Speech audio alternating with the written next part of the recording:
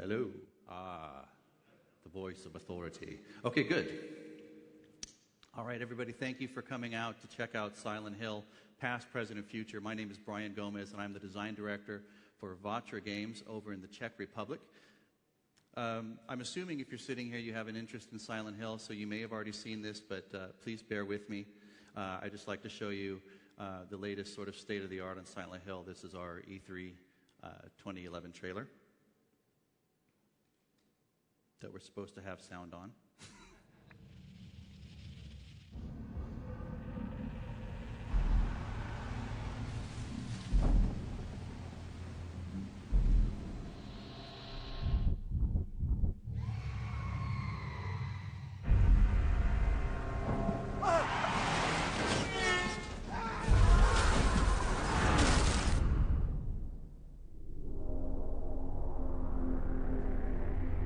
Something wrong, son? Afraid all the roads are out, every last one of them. We, don't get too many visitors these days.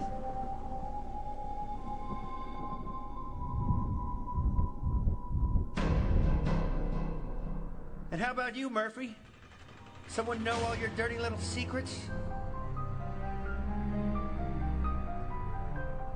Living all your life inside someone else's life? Hands where I can see them. Do it. I am not going back to prison.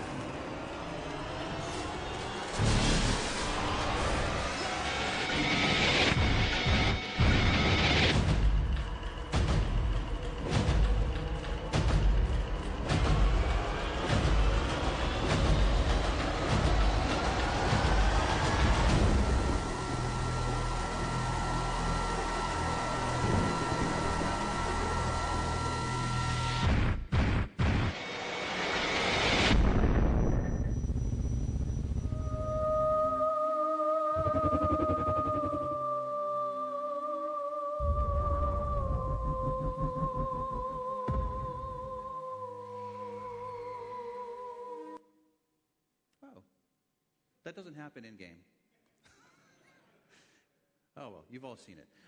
So thanks for coming to the Game Developers Conference in Cologne 2011. I have about 3 hours worth of content to get through in about 47 minutes now, so I am just going to start going through these really quickly. If I go too quickly and you want to see the slide content, of course, remember, you can always get onto the GDC vault and you can see what the hell that crazy American was talking about so quickly in much more detail. So what we're going to do in these next 47 minutes, we are going to look at a very fast history of the horror genre across all medium in 10 minutes or less, we hope. Then we're going to delve into Silent Hill and explore what it is that makes Silent Hill so goddamn special. Then we're going to look at the challenges of the survival horror genre in general, and then how we face those challenges and ways that we overcame them on Silent Hill Downpour. And then, hopefully, if I haven't taken too much time, we're going to look at ways that we can evolve the genre. So let's just get straight into it. I basically did this talk to have two goals. One is I wanted to share some of the genre-specific challenges that we encountered on Downpour and how we dealt with them, because I'm sure if you're sitting here, maybe you are, as developers, have an interest in actually going down this perilous road. Maybe you're looking at making a Silent Hill-type survival horror game. So I want to just sort of point out some of the hazards to you so that you can avoid the ones that we stepped foolishly head-on into. Then I wanted to spark discussion amongst my fellow developers about the horror genre in general and where it's going in the future, because the times, they are a-changin'. Very quickly, Vatra Studios, we're in the Brno, Czech Republic. That's the southern region of Moravia. They were formed in 2008 by a group of intrepid explorers from Illusion Softworks and 2K Czech. We're a 360 and PlayStation 3 AAA game development studio. Currently, we have about 50 developers. Most of the staff is actually Czech, but there's a few random Americans, a South African, a couple Brits as well. And we are part of the Kuju Entertainment Group since 2009. Who the hell am I? Existential question. I'm the design director at Vatra. I've got 15 years of game dev experience. I've been a game designer, a writer, creative director. Previous companies, Alchemic Productions, my own company, Pandemic, Viz over in Scotland, Paradox, which some of you might know as Midway LA. They're the ones that gave me my big break. I've worked in the horror genre pretty much from the beginning. My very first game was Thrill Kill, which was banned. It never would have seen the light of day in Germany anyway. You're not missing anything. It was a horror-themed four-person fighter that actually caught that rusty, decaying look that Silent Hill ended up doing a few years later. I worked on one of the Evil Dead games. I was the writer and one of the designers on the Fistful of Boomstick Evil Dead game. I was a script consultant on Alone in the Dark. Consultant means that they get to ignore most of what you tell them to do. And then I was one of the co-creators on Clive Barker's Jericho with Clive Barker. I actually left Pandemic to form a production company with Clive, and I worked with Clive from 2004 to 2007, literally working right out of the guy's home office, and learned a whole lot about horror. So hopefully I'm going to share some of that with you guys. And then, of course, Silent Hill Downpour. So, what is horror? As defined by the Collegiate Dictionary, it is an intense feeling of fear, shock, or disgust. And it's also a literary or film genre concerned with arousing such feelings. It's a very broad category of fiction. Basically, any work, whether it's a comic book, film, puppet show, doesn't matter. If it produces those feelings, fear, dread, shock, disgust, we can categorize it in the broad blanket of horror. The horror genre is unique, though, in that the label horror actually describes the emotions that it's attempting to produce. There's very few other genres that you can say that about. Maybe you could say that about fantasy. You know, it encourages the players to fantasize. But horror is actually describing that raw emotion that the game is attempting to elicit from the player. It's a very old genre. We're talking biblical old and pre-biblical old. Some of the very first monsters that humankind has ever encountered came straight out of the Bible. Satan, Leviathan, Beelzebub, all those guys. Then when we got into the oral tradition, telling stories around the campfire, horror stories were there too. Beowulf and Grendel and his mother. Once human beings learned to actually write their great ideas down and start printing out books, we had the boom in literature, which really seemed to hit around the late, I guess it would be 19th century? With books like John Polidori's The Vampire, Mary Shelley's Frankenstein, my favorite book of all time. Both monsters born on the same night, of course. And then once we learned this art of filmmaking, actually putting visuals to our crazy, wild ideas of monsters and demons, some of the earliest horror movies, or some of the earliest films, were horror movies, such as Nosferatu, which I'm showing my appreciation for now. There was also Thomas Edison. One of Thomas Edison's very first films was an adaptation of Mary Shelley's Frankenstein. So here we've got these two guys, Frankenstein and the vampire, that keep popping their heads up over time throughout literature. Of course, as the technology evolved in film, the monsters became a little more sophisticated. So we got the likes of Bela Lugosi, my beloved Boris Karloff. And the popularity of those films, once they went into the mainstream, really just kicked off a boom. We had the Universal monsters with these handsome fellows here. But, of course, just like anything that goes mainstream and then becomes wildly popular, it starts getting diluted, and it actually starts going in some really weird and sometimes wonderful, but sometimes disastrous directions. Such as, we had things like Plan 9 from Outer Space, which are basically poking fun at the horror genre because it had almost become a caricature of itself, a cartoon genre. The Hammer films, while the Hammer horror films that came out of Britain, I'm sure were made in the most dire, dearest of earnestness, they were pretty campy for their time. They were extreme, but they were also pretty campy. And then something happened. Something happened to the horror genre around the early 1970s. In fact, something happened to film in general in the early 1970s. Filmmakers got really raw. They got really vicious, and they just started breaking boundaries all over the place. They started exploring ways to make us really uncomfortable. They started breaking taboos. They started covering subject matters that before were a no-go. They basically started taking audiences out of that gauzy lensed Hollywood glamour and started doing a stark, harsh reality. Basically what they started doing is they started taking audiences out of their comfort zones, and they started violating some of their worst fears. Okay, and this is something that, as game developers working in the horror genre, this is something that we need to learn how to do as well.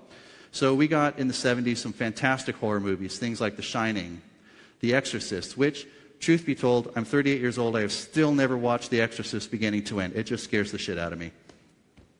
American Werewolf in London. Again, we're seeing some of those universal monsters getting an updated treatment. And then something really not so great happened in horror, at least in my opinion, in the 80s. America was kind of obsessed with serial killers.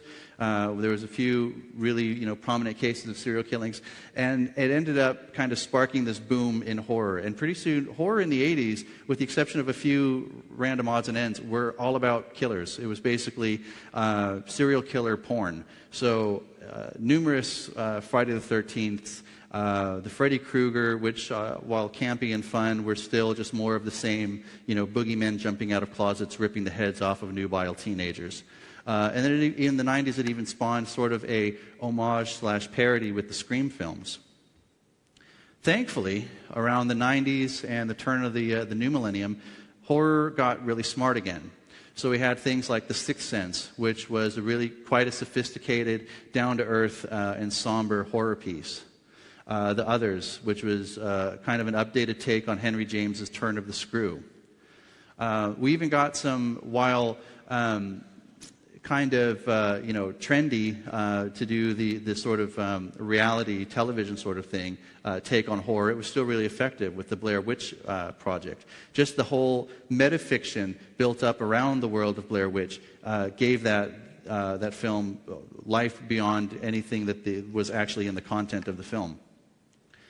And then, meanwhile, while Americans were sort of reinventing horror and rediscovering horror, the Japanese were all over it.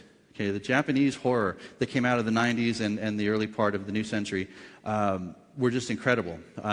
Things like Ringu, Audition. I once asked Clive Barker, what is the scariest movie you've ever seen? And he told me Audition, and he handed me the DVD. And I swear, every time Clive wanted to freak me out, he would just start going, kitty, kitty, kitty, kitty, kitty, kitty, kitty, kitty. If you've never seen the film, go watch it and just think of that. And then, of course, the Japanese horror managed to cross the Pacific, and we had American remakes of things like The Ring. Coming also out of Asia, we had Ju-On, and America adopted that into The Grudge, and also Dark Waters, which is another remake. Occasionally, we still lapse back into the torture porn stuff. We still get into the Saw, we get into Hostel, things like that. But we're doing really interesting and smart things in horror, like Paranormal Activity, taking a page from the Blair Witch Project. They're doing the whole reality television as horror, which is really cool and fresh. So, what is horror? Part of game design is manipulating behaviors and conducting an emotional response. Okay? What we're trying to do, besides all of the rules and all of the technology, what we're hoping to do is we're hoping that we're going to elicit an emotional response out of our audience. But horror, as we've already talked about, is a really extreme emotion. So in a way, designing horror games is you're going to face some really extreme challenges. A good horror game immerses the players in an atmosphere of dread. It helps us explore our own fears, and we're going to talk a little bit about how to identify fears. It violates our comfort zones. That's a really super important thing to remember. And it also allows us the vicariously experience the thrill of being preyed upon. Now, while all this literature and stories around the campfire and comic books and movies and puppet shows and anything else that's happening across all these other media, while they were exploring horror, our industry, our medium, was just getting started. Video games and electronic media were just starting to see their birth. But there were actually some early horror games. Things like The Lurking Horror, which was a text-based, one of the many text-based games that came out of Infocom in the 80s. You also had on the Atari 2600, up there in the top left corner, that was Haunted House. This was the first survival horror game as far as I'm concerned. That, right there. We've come a really long way. What both of these games did is it required the audiences to leave an incredible amount to their imagination. It turns out that was actually kind of a good thing, because what was in your imagination, and this was true of even filmmaking and video games and everything else, That which the player or the audience can imagine is happening in the next room, where all those screams are coming from, tends to be actually much, much worse than if you actually showed them what was happening. So we had some early horror games. We had the H.R. Giger-inspired Darkseed, which actually was pretty cool. But then we had things like Alone in the Dark. The very first Alone in the Dark, this one down here in the bottom right corner, was a really cool game, but it was also one of the first games to use 3D technology. This was like the first time we saw horror rendered in polygons.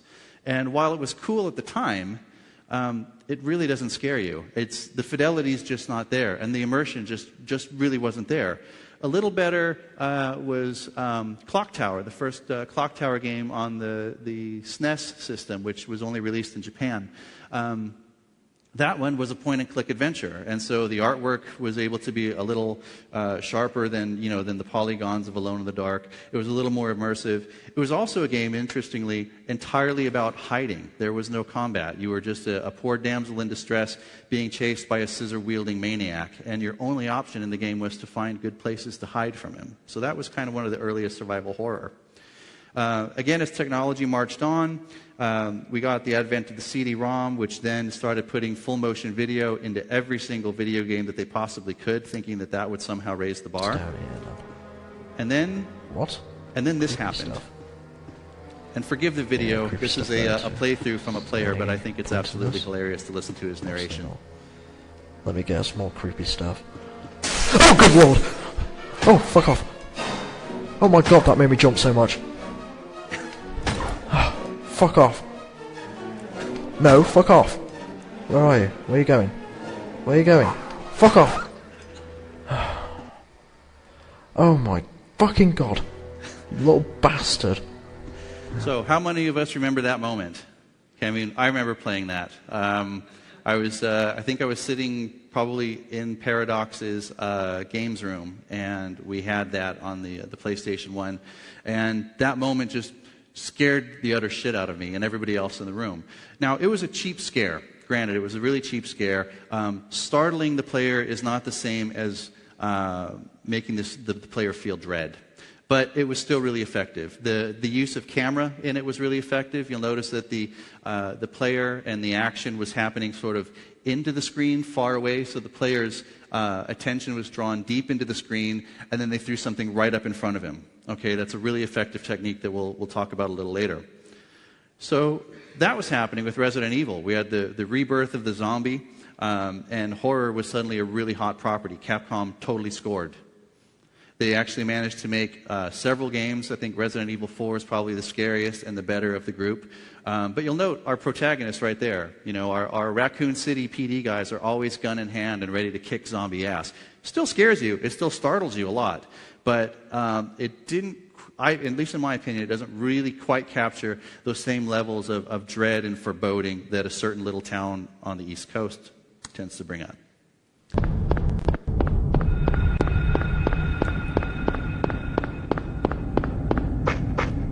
So I remember seeing this game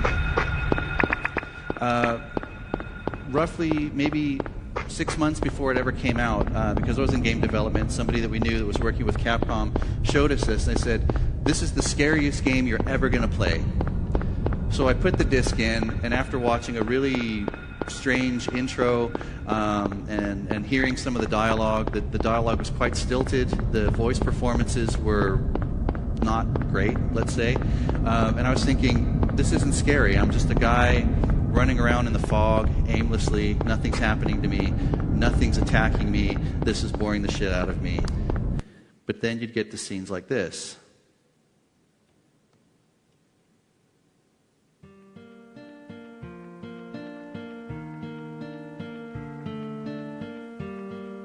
This was a character that I had been working with for quite a while, and I cared about her. I wanted her to get out. I didn't really care that much about Harry. Obviously, I cared about getting Harry's daughter out. But this is a really nice character, Lisa. She was really cool, and I wanted to help her. And then she turned into a monster right in front of me after realizing that she, too, trapped in this place, was dead. And my only choice was to run for my life unless I suffered the same fate. And it was just a really chilling moment. And I think that was this is one of those watermark moments in game development, and especially in our genre, where people went, holy shit, that's something new. Silent Hill, of course, was quite successful. It spawned 7 games so far, soon to be 8, actually soon to be 9. It left a trail of rusty, barbed wire covered bodies in its wake, and it gained a really rabidly devoted fan base, some of which we get really interesting letters from. We keep those in a special file in case any of the dev team go missing. Of course, this wasn't the end of the survival horror series, or of the genre. It actually spawned and inspired a bunch of other developers and dev teams out there to take on that task of going into horror. So System Shock 2, one of my all-time favorite horror games ever.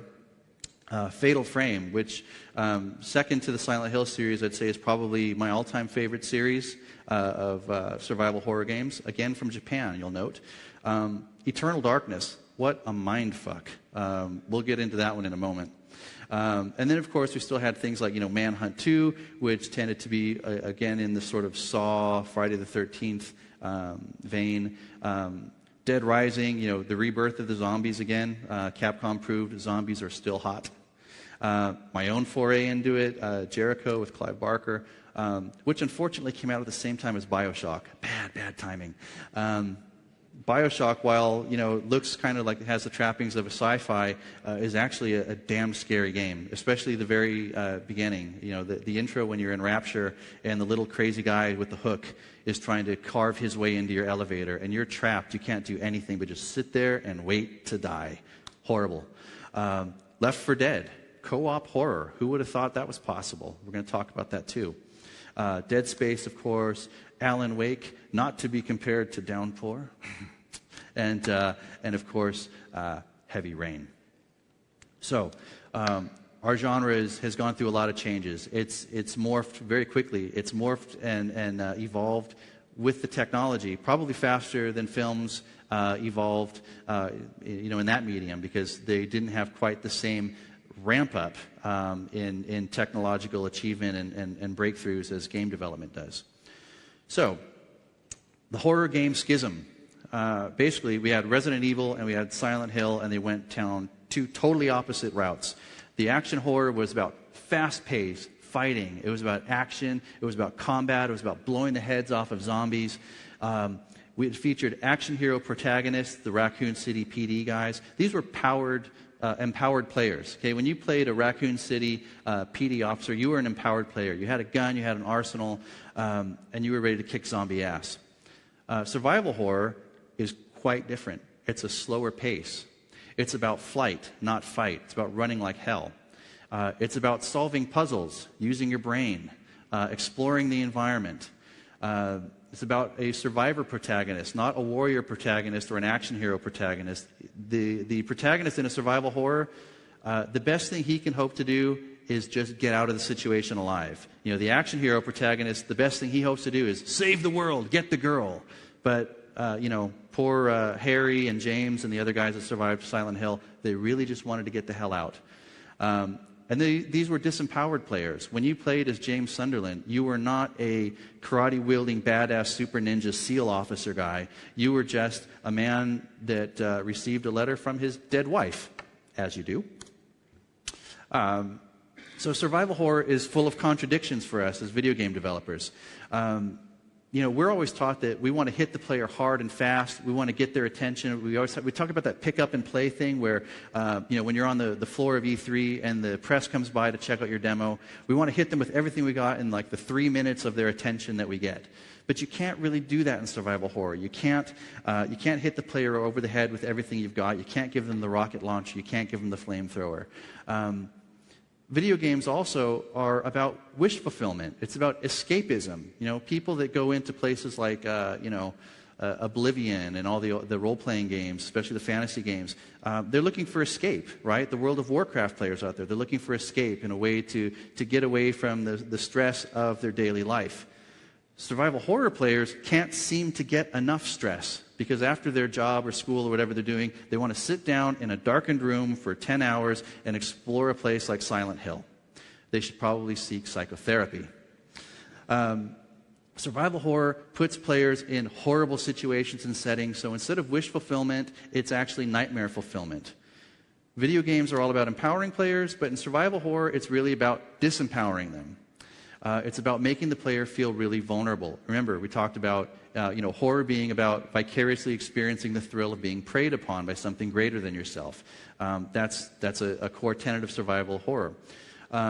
The early survival horror games, though, and forgive me for saying this, it's a controversial statement, I know, but those early survival horror games that we love and cherish, like Resident Evil and especially Silent Hill 1, were actually just broken action games.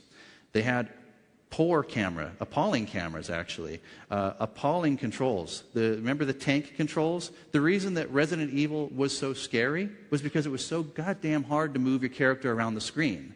He had a zombie crawling across the floor. If it was an action movie, the guy just would have shot him and been done with it. But in Resident Evil, because the controls were so wonky, it was an exercise in frustration just to get out of the room alive. And the same applied to Silent Hill. They usually had poor interfaces.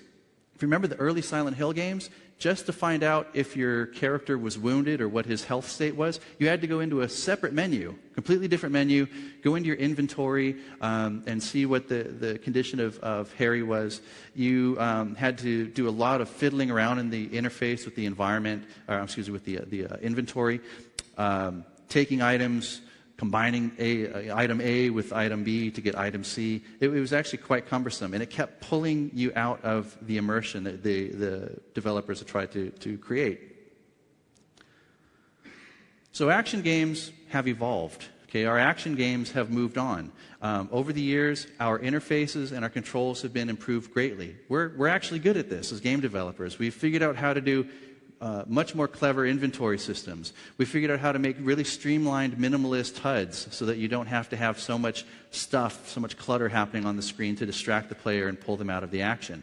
We have really intuitive cameras. In today's modern games, if your player is constantly adjusting the camera, it means that you've done something wrong. Usually our cameras are much better than that. Mainstream action games have moved on and they've embraced new technology, and just as game developers, we've gotten better at this. But survival horror games, again, we're trying to disempower them. Okay, so what are players afraid of? Very simple. Players are afraid of losing the game. They're afraid of losing their progress. They're afraid of being unprepared for the next challenge that you are going to throw at them. And really importantly, this is one that we took to heart in Silent Hill. Players are afraid of surrendering or submitting to the mercy of the game designers. So what do I mean by that? Whoops. Play. There we go.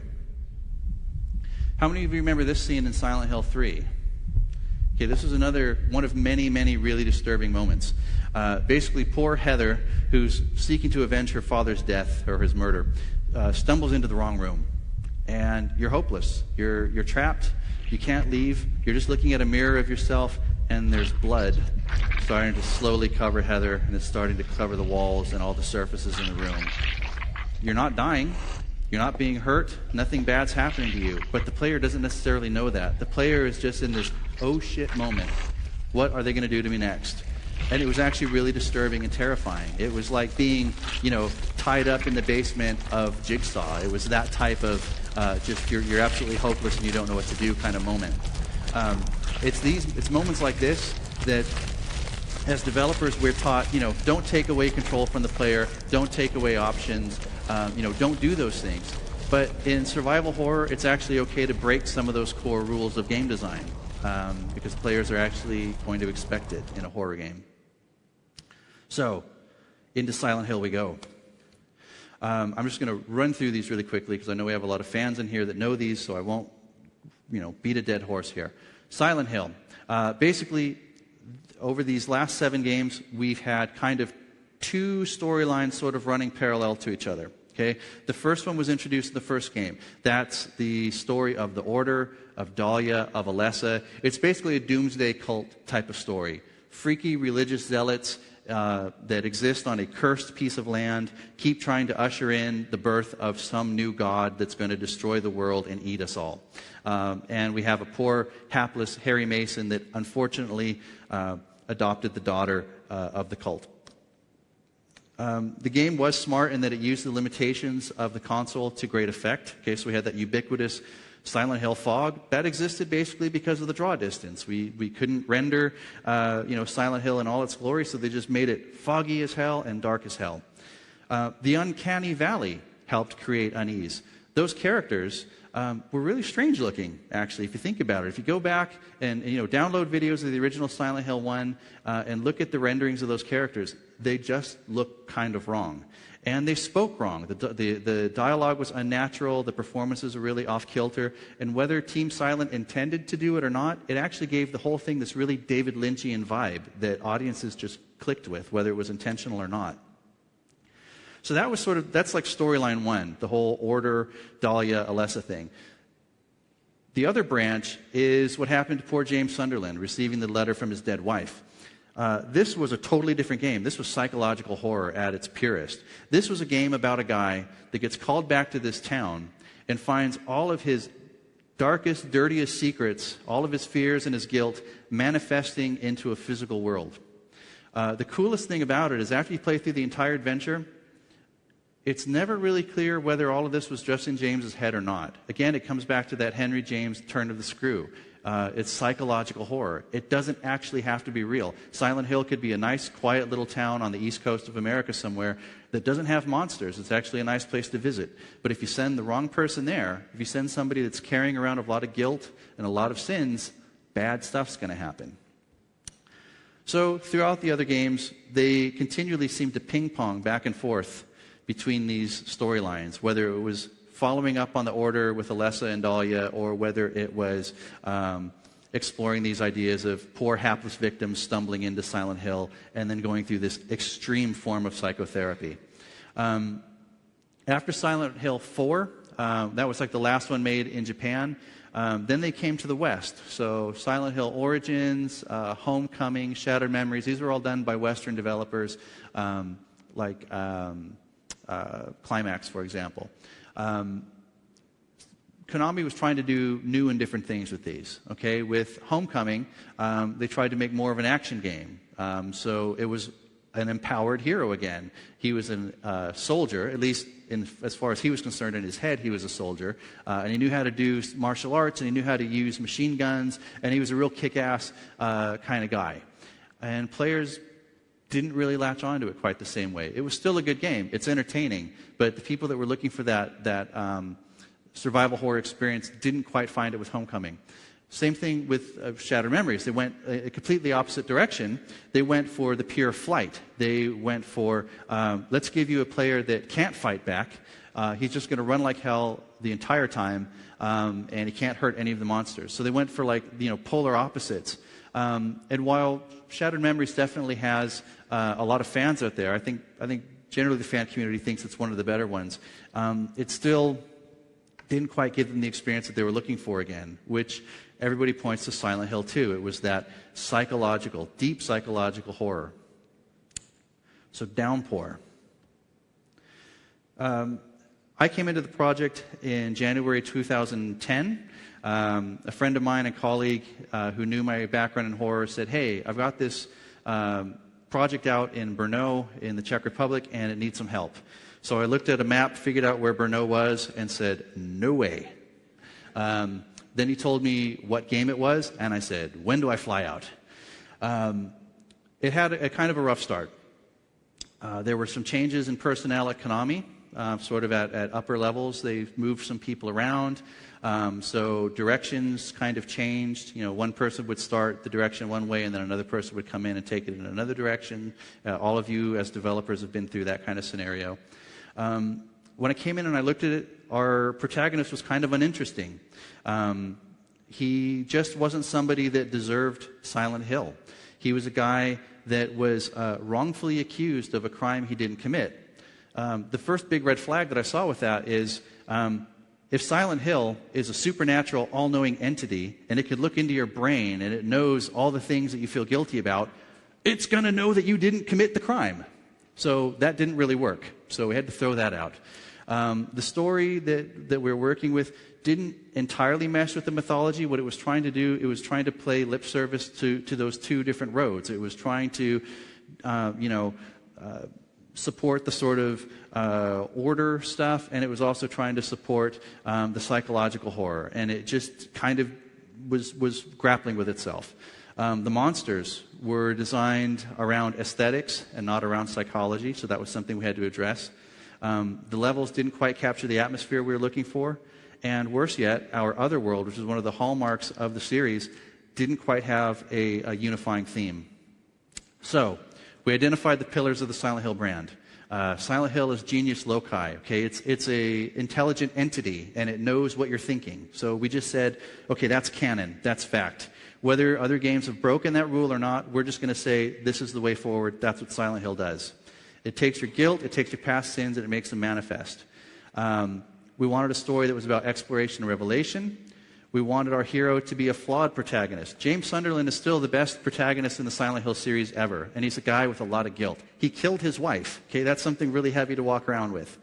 We wanted to get that player vulnerability back. We had also had a pretty standard third-person kind of action-y game camera, and we had to lose that. We kept it in part, but we also wanted to bring in the varying camera styles that we'd seen in earlier Silent Hill games. And we went for a multi-layered story that was open to a lot of different interpretations. So there's our guy, Murphy Pendleton. We took him and we revamped him. We made him a sympathetic protagonist. He's flawed, but we had to make him sympathetic. We knew that he was going to be a prisoner. There was no going back on that. We had to stick with that. But the reasons that he goes to prison are perhaps sympathetic, at least to some of us, without going into too much detail. You'll find out when you play it. We also didn't want to make him a badass. He's not the toughest guy on the cell block. He can get his butt kicked quite easily. He's a prisoner on the run, but he's not just trying to escape from the law. He's trying to escape from, again, that burden of guilt and past sins. We also wanted to put in multiple endings that would offer up different revelations about his character.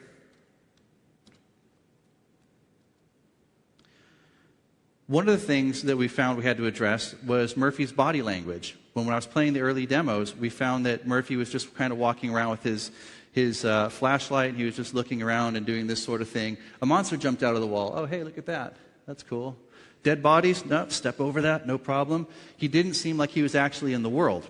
So, even though it cost a whole lot of extra time and a whole lot of extra animations, we decided we need to change Murphy's body language. So now in the game, when Murphy walks around and something jumps out at him, he actually jumps and he reacts. And he says something. When he sees gory things on the ground, he's actually going to look at it and he's going to kind of do this around it. When he gets close to an edge that he could fall off of and die, he'll actually approach it really cautiously. It was a lot of extra work. Our animators killed themselves trying to do it, but applause to them for pulling it off. If your character in your game, if you're doing a survival horror game, if your character doesn't look scared, it's hard for the audience to believe that he's in peril. And if we don't believe he's in peril, we don't care what happens to him. His self-talks. A lot of the previous Silent Hill games had characters that verbalized about what was happening.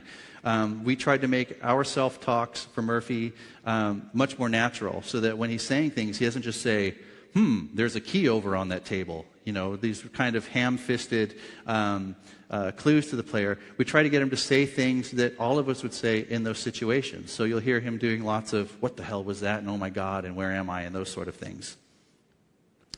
Our story, it needed a consistent inner logic, which, frankly, some of the earlier Silent Hill games didn't have, because, as I said, they had this kind of divergent two different paths running, and we needed to sew up some of that inner logic.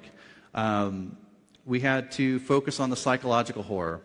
So we wanted to violate our players' comfort zones with really dark themes and taboo subject matter. So how do you do that? So if you're working on a survival horror game, how are you going to violate your players' comfort zones? Well, it's really easy. Make yourself uncomfortable. We had to get really introspective without giving away, my own deep, dark secrets or any of the deep, dark secrets of my development team. We all looked into what scares us. Ask yourself that question. What scares you? What makes you uncomfortable?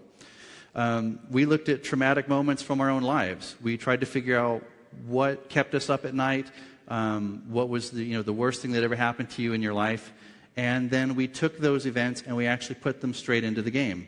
For example, I had a designer that didn't want to work on one of our side quests. He came to me and he said, I can't work on this mission. So we talked about it, and without giving away too much about it, I want you to discover this as players. There's a side quest that Murphy encounters where he learns that there's a little girl that's missing. So he goes to find the little girl, and he starts to realize that maybe something bad's happened to her. And then he learns more about the little girl. He realizes that maybe her parents had something to do with it.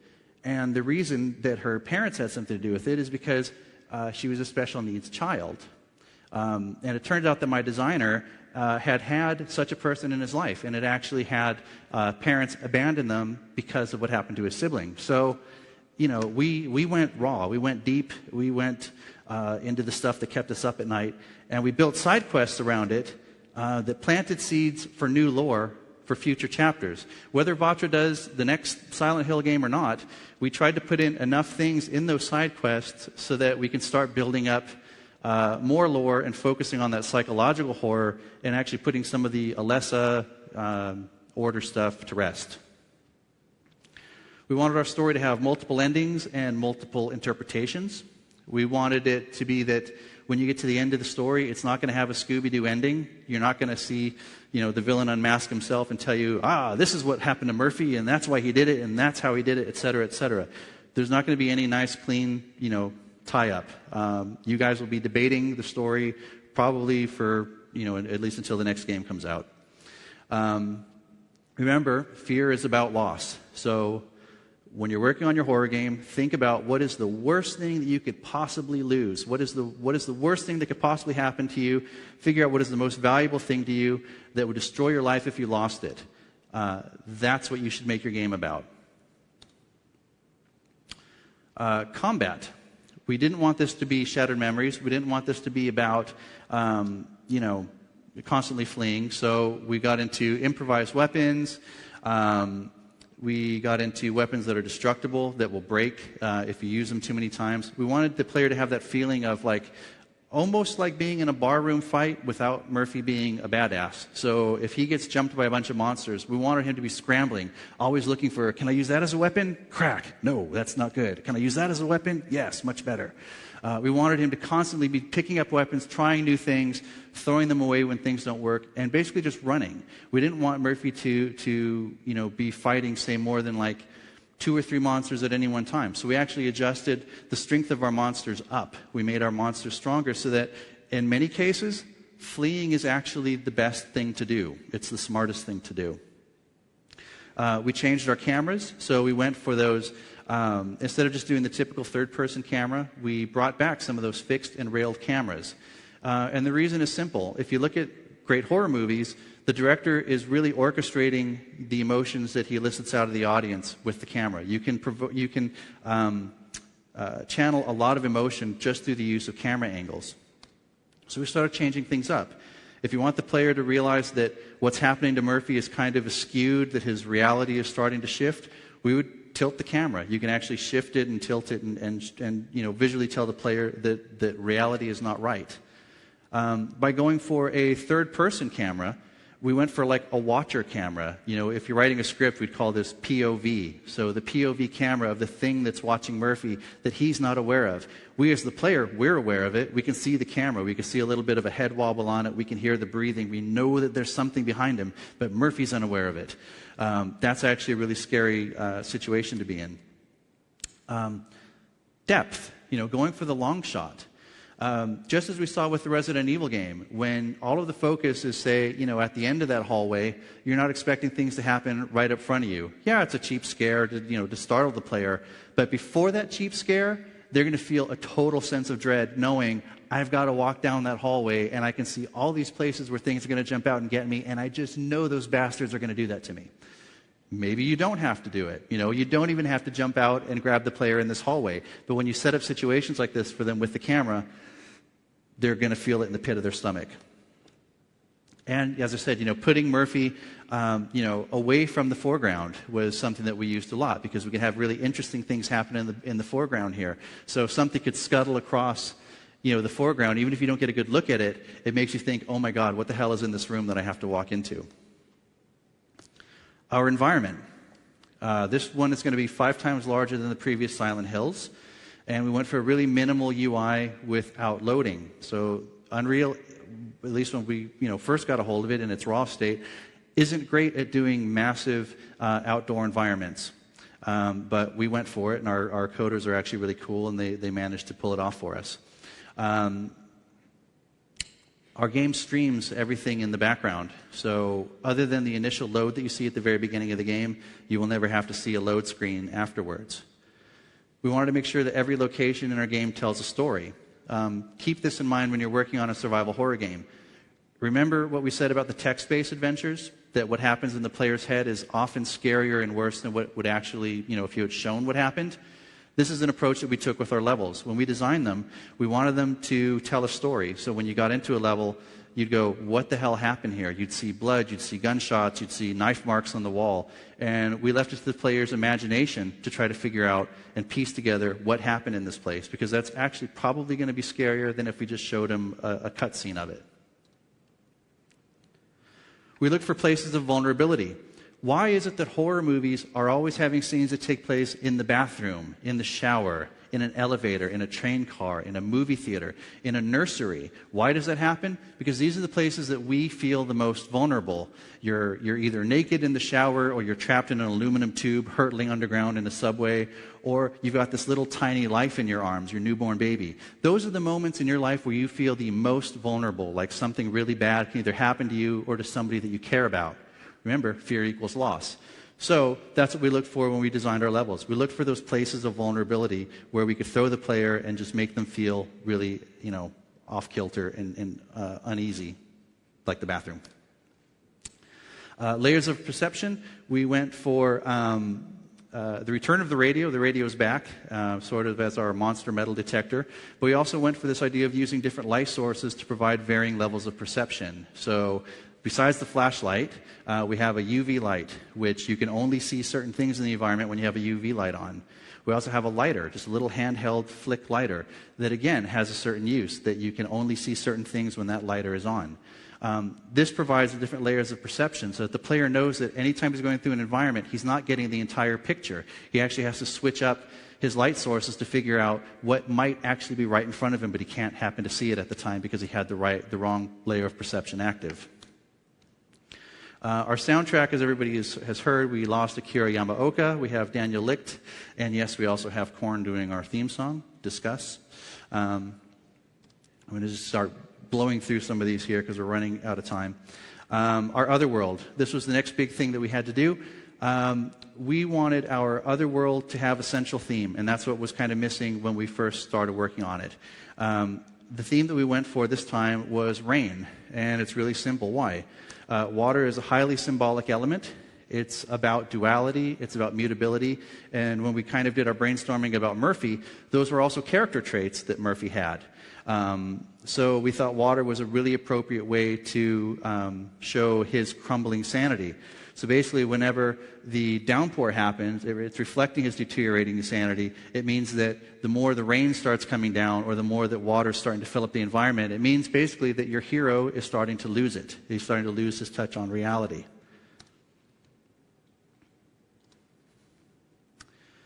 Okay. With our monsters, last thing I'm going to talk about here, because we're almost out of time, is a really valuable lesson. Just going to skip through here. A really valuable lesson that Clive Barker taught me. He taught me about the 3 degrees of violation. So there's basically 3 degrees of violation that a monster can inflict on you. There's the first degree, which is infliction. The second degree was infestation. And the third degree was possession. So this is a little exercise that we did with all of our monsters when we created them. We tried to figure out which degree of violation did a monster inflict on Murphy. So the first degree is infliction. Something wants to eat you, it wants to kill you. It's about breaking of bodily surfaces. It's about upsetting the sort of natural order, the human superiority. It's basically the indignation of being preyed upon by something, not as smart as you. But the thing is, death is the ultimate result. After Jaws eats you, well, it's sad that Jaws ate you, but that's the worst of it. Second degree of violation is infestation. This is where we get into body horror. Okay, it's about things infesting you and going into your body and taking you over. It's the face hugger from Aliens. It's the fly, Brendel fly turning into the fly. It's an invasion of the body. It's a despoiling of that sacred temple. But it's also leading to self-destruction. Eventually, the face hugger is going to, burst out of your chest, and you're going to die. So you're released. Escape is still an option. The third degree of violation, and this is the worst type of thing that a monster can do to you, is its possession. It's the hijacking of not just the body, but also of your mind. It's that psychological horror, like in Ellison's I Have No Mouth and I Must Scream. The victim is conscious of the horror, but they're unable to effect their own release. So death is actually not an assured release. And that's what made The Exorcist so damn scary. It wasn't about fighting a monster that wants to destroy the world. It was about fighting a monster that just wants this little girl's soul. Okay, it was a smaller story, but it was about the invasion of innocence. So when most people start describing a monster, they tend to start with the physical description, but what helped us was leaving that to last. So we kind of threw away some of our earlier monster designs, and we started asking ourselves other questions. What is the monster's combat role? What does the monster do to punish our player? And most importantly, number 3 is probably the most important. What behavior is this monster going to encourage or discourage in our player? If it's something that lurks around on the ceilings, it's going to force the player to always be looking up. So it's encouraging a behavior of always looking up. So while the player's wandering around looking for the thing on the ceiling, bam, of course, we're going to have something on the floor to jump out and grab him. So we also have monsters down there, too. So we looked at things like, how does the monster move? Once we answered those questions, starting off with this sort of gray box and then figuring out, what attributes we're going to put in that box, then we worried about things like, what's the backstory about it? And how does it reflect the dark side of our hero? How does it reflect the dark side of ourselves? And then, finally, what does the thing look like? So, what does the future hold? I'm just going to, in the last 3 minutes I have here, I'm just going to tell you a few things really quickly. So, the future, it's co-op, okay? What I like to see in a horror game going into the future is co-op horror. Left 4 Dead did this, and what Left 4 Dead showed us is, 1, your teammates will provide a graphic example of the price of failure. If you kill the player's dead, he has to reload, and then it just becomes punishing. But if the player can see what happens to his buddy and see what the thing does to him, then that surviving player is 100 times scarier now because he's just seen the price of his failure. So, there's safety in numbers. How can a co-op game be scary? Well, as soon as those numbers start diminishing because monsters are eating them, it starts getting really damn scary really fast. Something that I haven't seen in co-op yet is distrust. I haven't seen us using ways to sow distrust amongst the team because distrust leads to paranoia, it leads to stress, it leads to panic. We have force feedback controllers, people. Why not have it that if you have a character that can get possessed, like poor Reagan in The Exorcist, just have that guy's controller suddenly start vibrating. Now the rules for that player holding the vibrating controller knows the rules of the game have changed. Now he's suddenly preying on his members of his group, but he doesn't have to tell them that. Okay, if you can create a sense of distrust amongst a team of co-op horror survival players, you're going to scare the shit out of them. Stronger performances. Thanks to things like L.A. Noire and their facial capture and their mocap performance capture, we're going to be seeing characters that have a stronger emotional connection to their players. They're going to be able to convey that fear and that raw emotion and that sense of being in peril even greater than what we did with Murphy in Downpour. Murphy screams and he flinches and things like that, but I could only imagine what Downpour would have looked like if we had had L.A. Noire's mocap on top of it. iOS, mobile, and social. Besides breathing life into some old genres like the point-and-click horror adventure, there's also things like the Paranormal Activity game on the iOS. This is actually a game that encourages you to go out to real haunted locations because it's location-aware, it uses the GPS. Go to real haunted locations and look for virtual ghosts. Scary as hell. I encourage you guys to check it out. And lastly, I think the future is in Connect and Move, or whatever Connect and Move become in their next iteration. Think about this. Connect is a piece of hardware that knows the ambient light conditions in your room. It knows the sound levels in your room. It knows how many people are in the room with you. It might even know who those people are in the room with you. Okay, because it's got the facial detection. Imagine a horror game, and I'm hoping that Rise of Nightmares is going to, meet that bar for me. I'm really looking forward to that one. Imagine a horror game that knows all those things about its actual surrounding. I mean, imagine a horror game where you've got, the creepy little ghost girl character in the hallway, and she's telling you, come here, I have to tell you something. And you actually have to get off the couch and move closer to the television screen to find out what she has to tell you. That will scare the shit out of me when that happens. So that's it. I don't think we have very much time for questions, but if you guys want to find me in the hallways afterwards, I am happy to answer any questions you guys have about Silent Hill, survival horror, any of that stuff. Thanks a lot, guys. You've been great.